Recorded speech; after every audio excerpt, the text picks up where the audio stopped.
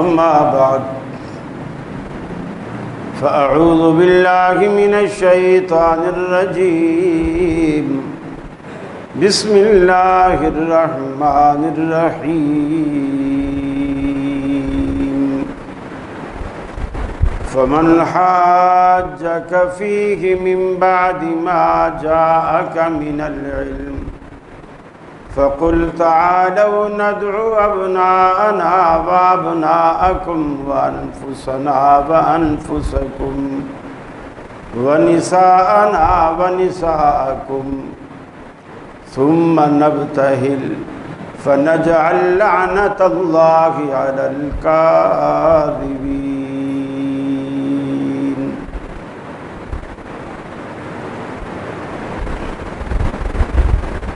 اس وقت ہم بہت زیادہ فتنوں کے دور سے گزر رہے ہیں. فرقہ واریت عروج پر ہے اور شیطان لڑائی کا، فتنے کا، نفرت کا، جھگڑے کا، فساد کا کوئی بھی موقع ہاتھ سے جانے نہیں دے رہا. اور یہ بھی دنیا جانتی ہے کہ یہ ابتدا کہاں سے ہوئی اور کس نے کی. سنی تو صرف دفاع کر رہے ہیں، اصل حملہ کس نے کیا یہ دنیا کو معلوم. اور دفاعی صورت میں ہمارے ایمان کا امتحان ہوتا ہے کہ ہم اللہ اور اس کے رسول سے، اہل بیت سے، صحابہ کرام سے کس حد تک محبت رکھتے ہیں. محبت صرف زبانی جمع خرچ سے نہیں ہوتی.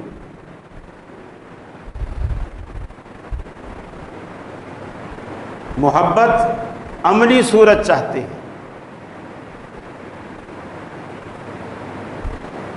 سامنے کسی کو تکلیف ہے اور مجھے اس سے محبت ہے تو میں یقیناً اس کی تکلیف کو اپنی تکلیف سمجھوں گا. وہ پیاسا ہے، میں اس کی پیاس کو اپنی پیاس سمجھوں گا. یہ تو نہیں ہوتا کہ وہ پیاسا ہے، وہ بھوکا ہے، ساری رات اس نے ایسے گزار دی اور مجھے پتا ہے اور میں نے فریج سے بوتلیں نکال نکال کے خود پیتا رہا، خود کھاتا رہا، ساری رات میٹھی نیند سوتا رہا. صبح اٹھ کے اس کے گھر میں جا کر اسے کہوں یار مجھے تیری بھوک کا، پیاس کا بہت دکھ ہے. یہ محبت نہیں ہوتی، اسے نفاق کہتے ہیں. محبت نظر آتی. ہم کس قدر دعویٰ کرتے ہیں صحابہ کرام سے ہمیں یہ لگاؤ ہے، یہ لگاؤ ہے، یہ محبت ہے. صرف اپنا احتجاج ریکارڈ کرانے کے لیے بھی ہمارے پاس وقت نہیں. یقین مانیے مجھے اتنے سال ہو گئے آپ کے ہاں جمعہ پڑھاتے ہوئے. 13 سپٹمبر کو جب ہم نے ریلی کا انعقاد کیا، مجھے جتنا دکھ جمشید روڈ کے حوالے سے اس دن ہوا، میں جب سے جمعہ پڑھا رہا ہوں میں اتنا دکھی کبھی نہیں.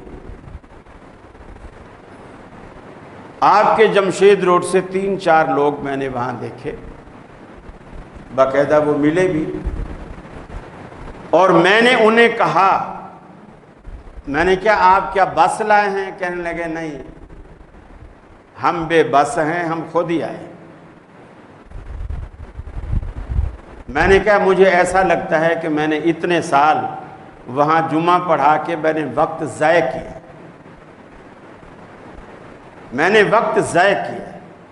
اگر خطیب کی بات کا پبلک اثر ہی نہیں لیتی تو وہ اس کی دعوت، اس کی تبلیغ سب کچھ بیکار، سب کچھ بیکار. میں اس سے پہلے منظور کالونی میں جمعہ پڑھاتا تھا، 16 سال رہا میں، کچی مسجد سی، چھوٹی سی۔ پہلے دن جب میں گیا تو جب خطبہ میں نے شروع کیا 3 بندے تھے۔ میں نے کہا 3 بندے کیسے خطبہ ہے، دیواروں کو سنانا ہے کیا؟ بولے آپ خطبہ شروع کرو گے پھر لوگ آنا شروع ہوں گے، نماز کے ٹائم تک مسجد بھر جائے گی۔ خیر میں اس بارے میں بھی کہتا رہا، سمجھاتا رہا۔ پھر اللہ نے ایسا کیا کہ اللہ نے ایک بندہ دے دیا، اس نے ساری مسجد شہید کرا کے نئی مسجد کھلی ڈلی بالکل بہترین مسجد بنا دی۔ وہ تقریباً پورا پلاٹ 1000 گز کا ہے، جس میں سے آدھا مدرسے پر مشتمل ہے اور آدھا مسجد پر مشتمل۔ پھر پکی بننے کے بعد تقریباً 1 سال کے اندر اندر وہ مسجد نیچے تنگ پڑنے لگی، انہوں نے اوپر ہال بنایا۔ اگلے سال تک وہ بھر گیا، انہوں نے اوپر اور ہال بنایا، یعنی گراؤنڈ +2 بنایا، اور تینوں ہال بھر گئے۔ پھر عورتوں کے بنائے، اور رمضان میں جگہ نہیں ملتی تھی۔ اصل خطیب کی محنت یہ ہوتی ہے۔ اور میں تو جب سے آیا ہوں مجھے تو نہیں لگ رہا کہ آپ لوگ کوئی بڑے ہیں۔ میں صرف ریلی کی بات نہیں کر، میں جب سے آیا ہوں مجھے نہیں لگ رہا کہ آپ لوگ بڑھے۔ میری خطابت کا نقص ہے، میری خطابت کا کوئی ایسا عیب ہے، اور وہ آپ کے دلوں میں بیٹھ نہیں پا رہا۔ ورنہ سچی بات ہے، میں وہاں منظور کالونی میں دعوے سے کہتا تھا، کٹر سے کٹر بریلوی ہوتا، میں لوگوں سے کہتا تھا آپ اس کو کسی طرح دوستی میں منا کے، کسی طرح بھی زبردستی کھینچ کر اسے مسجد میں لاؤ، اور مجھے بتاؤ کہ آج ہمارا کوئی بریلوی دوست ادھر مسجد میں آیا ہے، اور 3 جمعے اسے یہاں پڑھا لو، چوتھے جمعے وہ خود کہے گا کہ ہم جمعہ یہاں پڑھنے جاتے ہیں۔ اس لیے کہ ان کو پتہ ہوتا ہے کہ ہمارے خطیب ہمیں کیا دے رہے ہیں اور یہ ہمیں کیا دے رہا ہے، وہاں سے کیا مل رہا ہے، یہ کیا دے رہا ہے۔ جب آدمی کو ہر جمعے کچھ نہ کچھ ملتا رہے تو اسے پتہ چلتا ہے کہ یار ہم نے کچھ جمعہ پڑھا ہے۔ تو اتنے سالوں میں آپ کو اس قابل بھی نہیں کر سکا کہ اگر صحابہ کرام کی محبت اور عظمت کی کوئی ریلی ہو ہم صرف اس میں شریک ہو سکیں، بس اتنا بھی ہمارے اندر وہ تپڑ نہیں ہے۔ کیوں؟ بس پہ پیسے لگتے، وہ ہم کیسے خرچ کریں؟ کیونکہ کرونا کی وجہ سے حالات خراب رہے، لوگوں کی کاروباری پوزیشن خراب رہی۔ اس کاروباری پوزیشن کے خراب ہونے کے باوجود یقین مانیے ابھی مین روڈ پر کوئی دکان بکنے لگے، کوئی مکان بکنے لگے، کوئی بلڈنگ بکنے لگے، 20 بندے کھڑے ہو جائیں گے کہ میں لوں گا، اور بولی لگے گی، وہ بولے گا 60 لاکھ، وہ بولے گا 65 لاکھ، تیسرا بولے گا 70 لاکھ، کروڑوں سے اوپر کی کہانی چلی جائے گی کرونا کے بعد۔ دیکھیے درزی نہ تو کفن میں جیب بناتا ہے اور نہ گور کو قبر میں تجوری یا الماری بناتا ہے۔ سکندر جب چلا دنیا سے دونوں ہاتھ خالی تھے، ہمارے ساتھ کچھ نہیں جانا ہے۔ ایک صحابی آیا اور اس نے کہا یا رسول اللہ متی الساعہ، آپ یہ بتائیے قیامت کب آئے گی؟ یعنی جیسے بڑا پریشان ہے، قیامت کب آئے گی؟ آپ نے فرمایا وہ تو جب آنی ہے آ جائے گی، تو نے اس کے لیے کیا تیاری کی ہے؟ وہ کہتا ہے اللہ کے رسول اور تو کوئی بات نہیں ہے، بس میرے دل میں اللہ کی، اس کے محبوب کی اور صحابہ کرام کی محبت دل میں ہے، آپ نے فرمایا پھر تو انہی لوگوں کے ساتھ ہوگا جن کی محبت تیرے دل میں ہے۔ کیا یہ اعزاز کم ہے کہ قیامت والے دن ہم جیسے گناہگاروں کو اللہ صدیق عمر کے ساتھ اٹھائے، عثمان غنی کے ساتھ اٹھائے، علی المرتضیٰ کے ساتھ اٹھائے، صحابہ کرام کی جماعت کے ساتھ اللہ ہمیں اٹھائے؟ کیا یہ اعزاز کم ہے؟ میرے بھائی، صحابہ کرام سچی بات ہے ہم لوگ نہیں سمجھ رہے، یہ معمولی بات نہیں ہے، یہ معمولی بات نہیں ہے۔ آج لوگ ہم پر تانا دیتے ہیں، یزید کو کافر کیوں نہیں کہتے، اس کو ملعون کیوں نہیں کہتے؟ ساری دنیا ہمیں تہمت دیتی ہے۔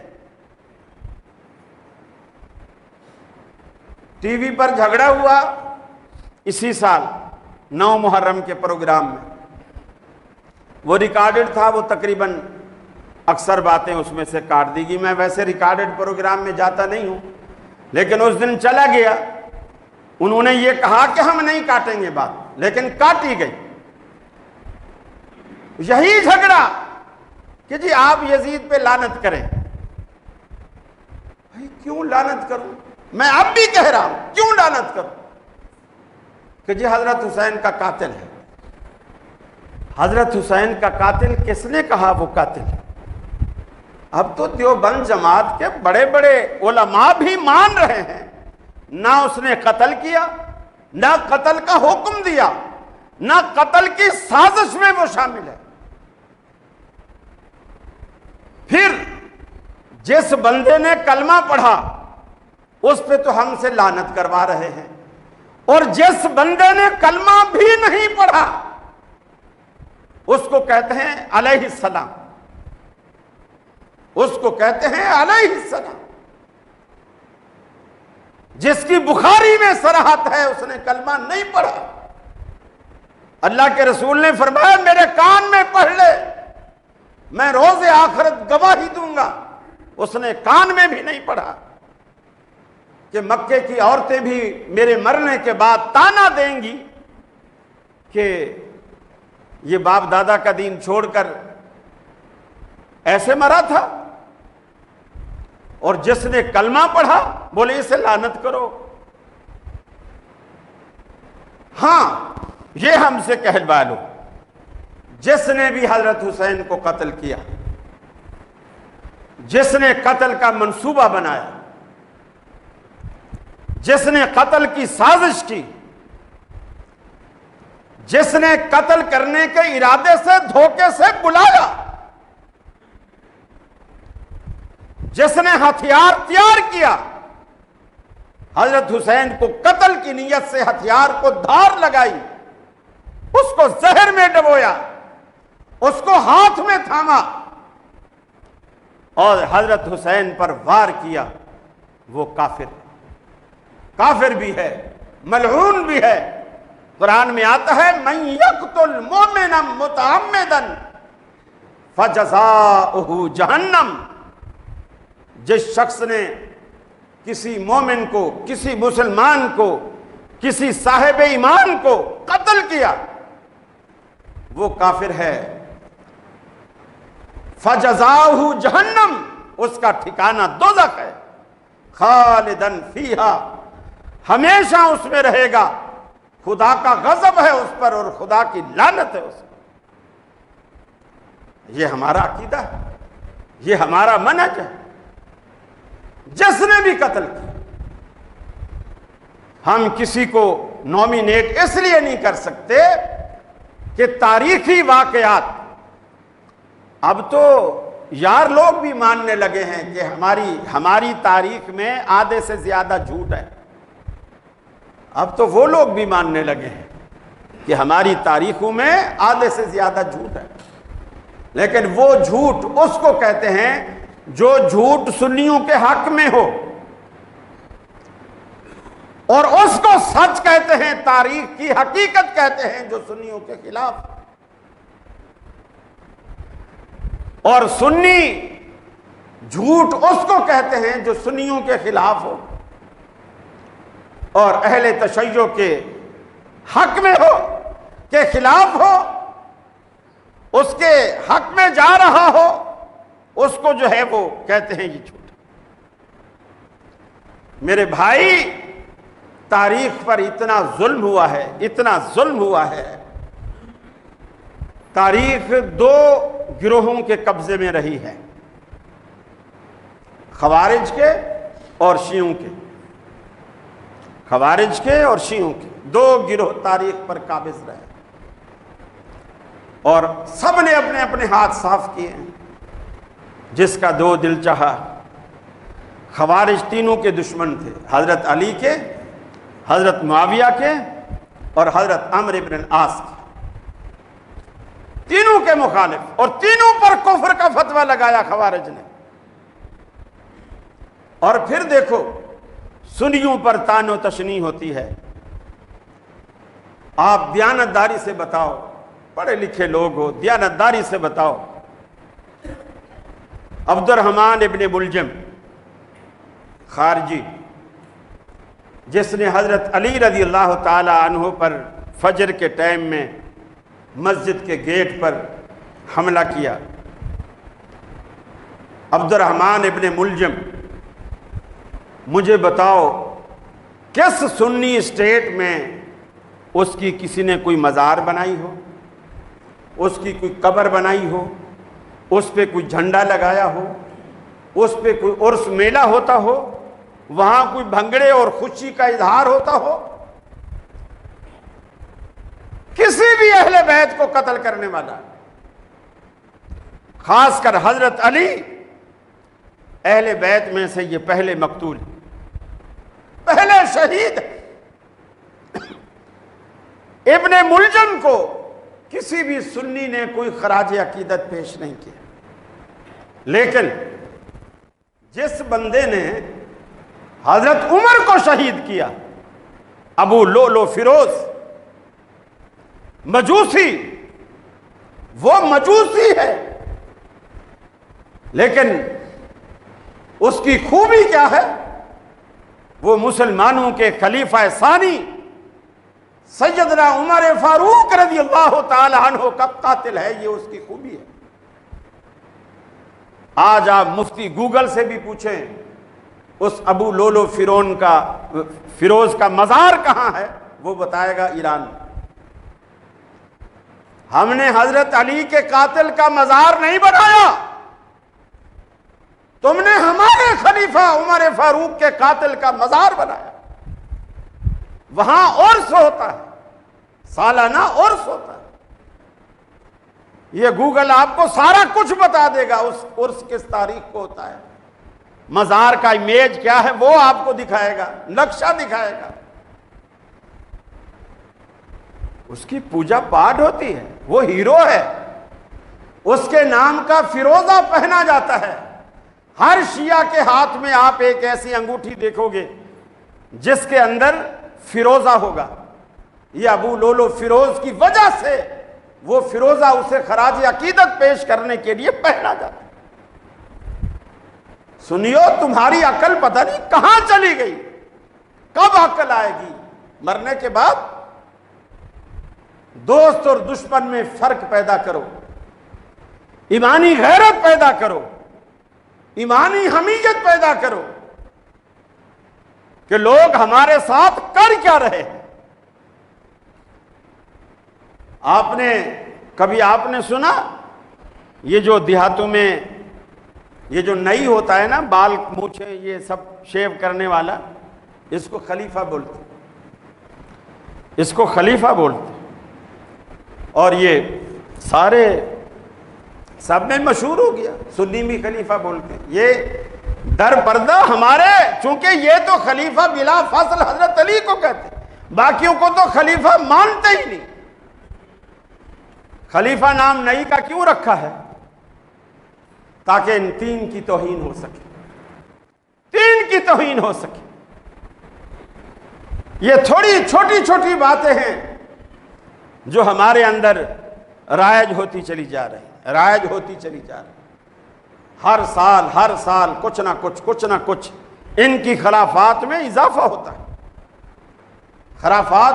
ہوتا ہے، اور سارے حکومتی ادارے ان کی حفاظت پر مامور ہوتے ہیں، اور ایک مختصر سا جتھا ہوتا ہے اور پورے شہر کو پریشان کر رکھا ہوتا ہے۔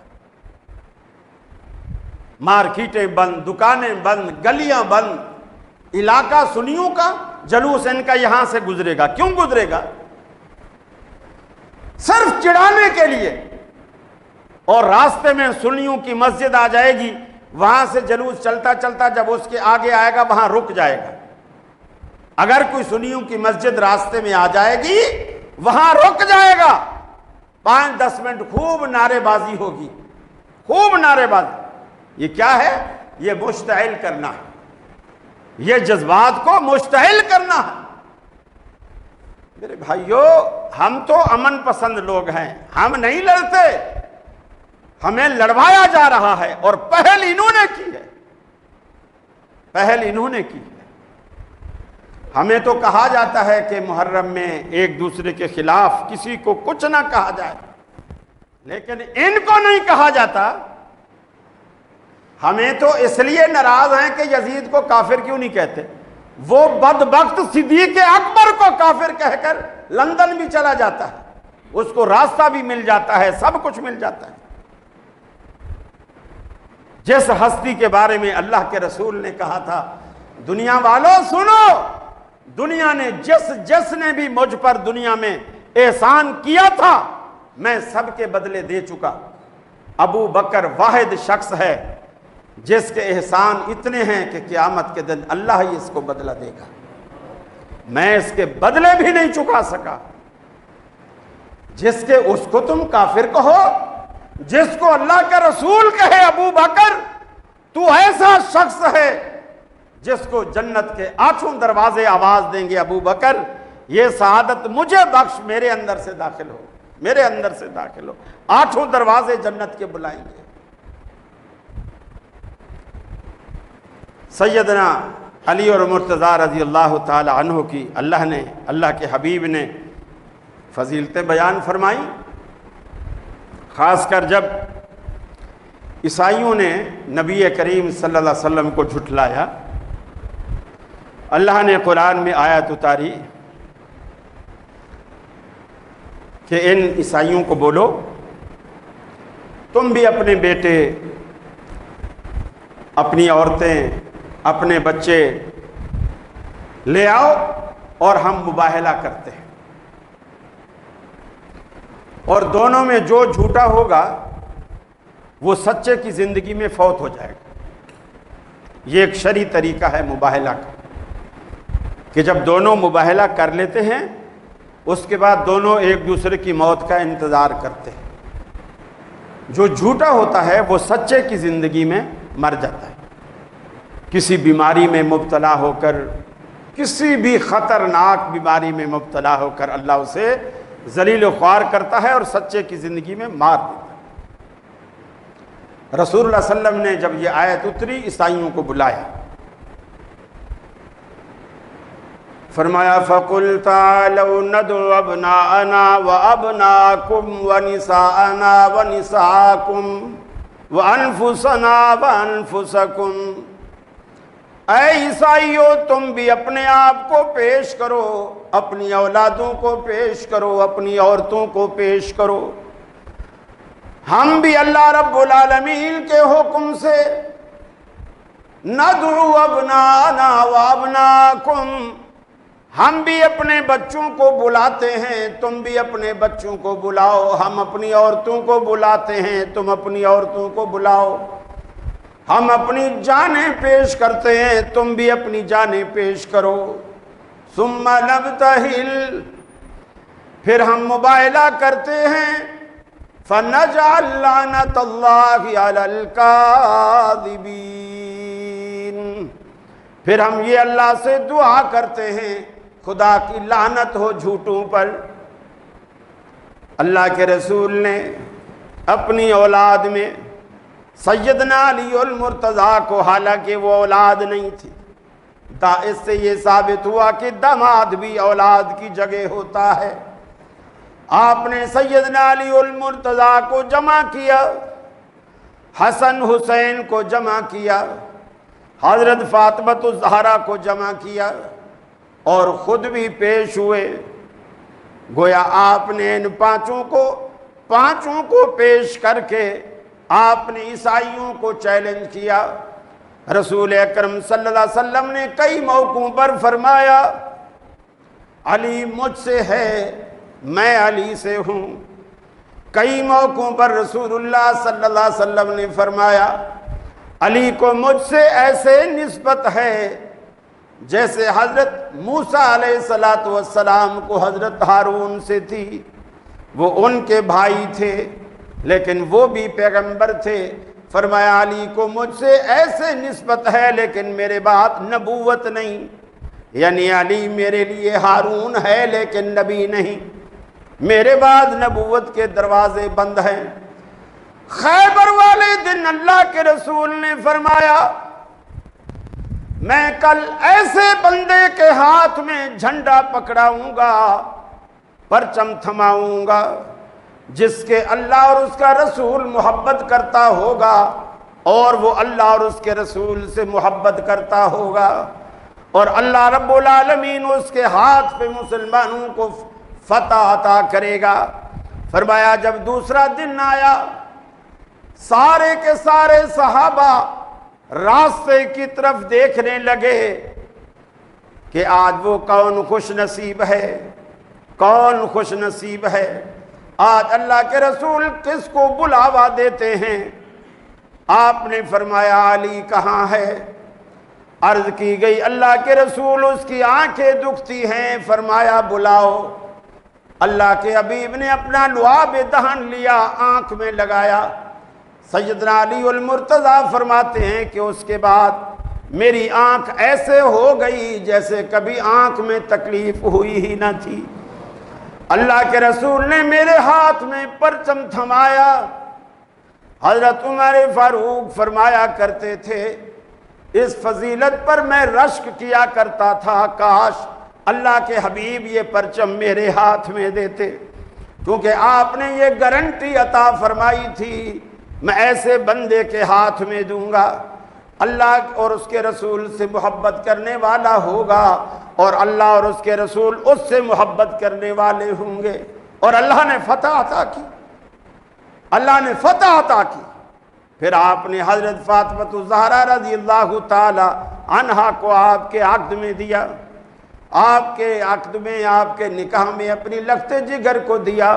یہ ساری فضیلتیں سیدنا علی المرتضیٰ کی کو حاصل ہیں، لیکن جس ہستی کی سچی فضیلتیں اتنی موجود ہوں ہمیں ان کے لیے جھوٹ بولنے کی کیا ضرورت ہے؟ جھوٹ بولنے کی کیا ضرورت ہے کہ جی حضرت علی مولود کعبہ ہے؟ کتنا بڑا جھوٹ! کعبہ ان کاموں کے لیے رہے گی؟ ٹی وی شو میں یہ بڑی بات ہوئی، مولانا حنیف قریشی صاحب نے کہا کہ حضرت علی کی والدہ کو جب ولادت سے پہلے ان کو معلوم ہوا بچہ ہونے والا ہے تو فوراً بیت اللہ چلی گئی، بیت اللہ کی دیوار پھٹی، وہ اندر داخل ہوگی، پھر دیوار بند۔ عجیب، بھئی دروازے سے کیوں نہیں گئی؟ بیت اللہ کی دیوار پھٹی، پھر وہ دیوار بند ہو گئی، اندر بچہ ہوا اور وہ علی تھا، پھر وہ باہر نکل آئے۔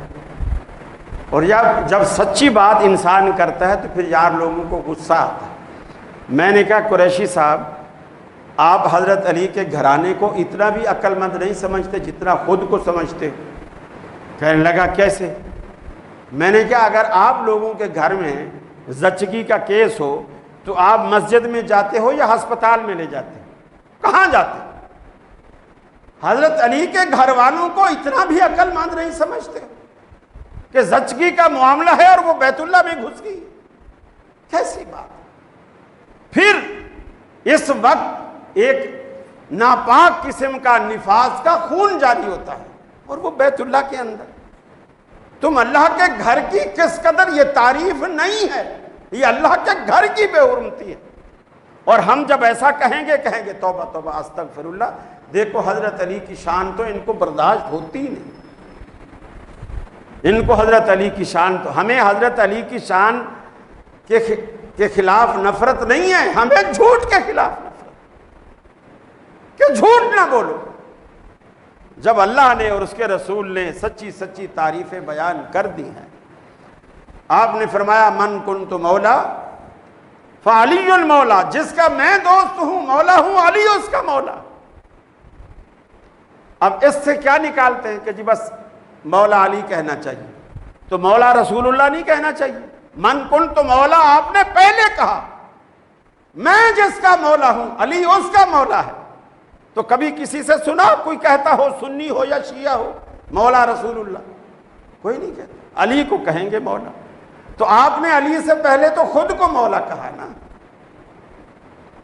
حضرت زید بن حارثہ کے بارے میں بھی اللہ کے رسول نے مولا کے لفظ استعمال کیا۔ زید بن حارثہ حالانکہ غلام تھا، اللہ کے رسول نے اسے لیا، بیت اللہ میں لے گئے، بیت اللہ میں کھڑا کر کے کہا کہ آج کے بعد یہ میرا بیٹا ہے، زید بن حارثہ آج کے بعد میرا بیٹا ہے۔